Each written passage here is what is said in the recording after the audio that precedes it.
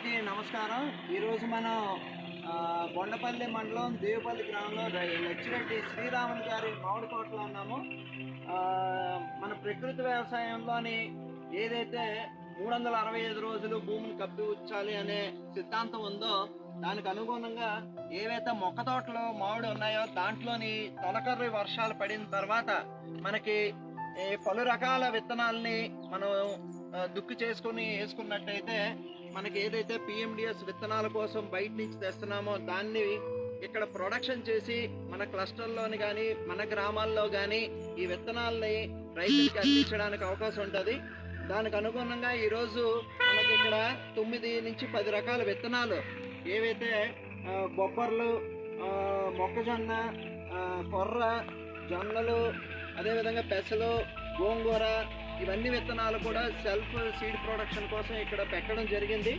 ఇది seed production అయిపోయిన తర్వాత మళ్ళీ ఆగస్టు నవంబర్లోని దీంట్లోని ఆర్డిఎస్ విధానంలో కూడా మనం పలు రకాల పంటలు వేసి మళ్ళీ కొంత సీడ్ ప్రొడక్షన్ చేసి వచ్చే ఖరీఫ్ సీజన్కి క్లస్టర్లో కానీ వివోలో కానీ కావాల్సిన 8 నుంచి 10 రకాలు అంటే 5-6 రకాల జాతుల విత్తనాలు ఇక్కడే ప్రొడక్షన్ చేసి ఇవ్వడానికి ఇక్కడ నార్త్ కోస్టల్ జిల్లాలోని విజయనగరం జిల్లాలోని అదేవిధంగా శ్రీకాకుళం ఎక్కడైతే మెట్టు పంటలైన మామిడి తోటలు, జీడి తోటలు ఉన్నాయో అక్కడ చేయడం జరుగుతుంది.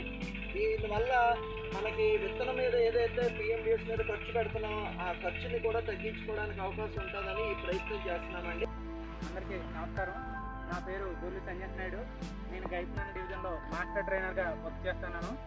అయితే ఇప్పుడు ప్రజెంట్ మాకు పిఎండిఎస్ విత్తనాలకి మేము ఏం చేస్తామంటే వివో నుంచి లేదా ఎస్హెచ్ నుంచి లోన్ తీసుకొని బయట ఎక్కడో రైతుల దగ్గర లేదా మార్కెట్ నుంచి మాకు కావాల్సిన విత్తనాలన్నీ డబ్బులు పెట్టి కొనుక్కుంటున్నాం.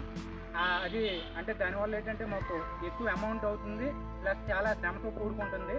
దానికి బదులు ఏంటంటే మా regional thematic lead Prakash sir సహకారంతో మాకు ఎక్కడైతే ఇప్పుడు తోటలు ఉంటాయి కదా, మామిడి, జీడు అలాంటి చిన్న తోటలు ఎక్కడైతే ఉన్నాయో ఆ తోటలో ఒక 10 నుండి 11 రకాల విత్తనాలతో వేసుకుంటాను. అన్ని రకాల జాతులు కలిసేటట్టు వేసుకొని ఏవైతే రైతు అదేవిధంగా బెండ కానీ ఆకుకూరలు కానీ తినడానికి యూజ్ చేసుకుని మిగిలిన విత్తనాలన్నీ సీడ్ రూపంలో ఏవైతే వస్తున్నాయో అవన్నీ ఏంటంటే మన పిఎండిఎస్ కావాల్సిన సీడ్ అంతా మేమే సొంతంగా తయారు చేసుకోవడానికి మా డివిజన్లో ప్లాన్ చేసుకుంటాను. అందరికీ ధన్యవాదాలు.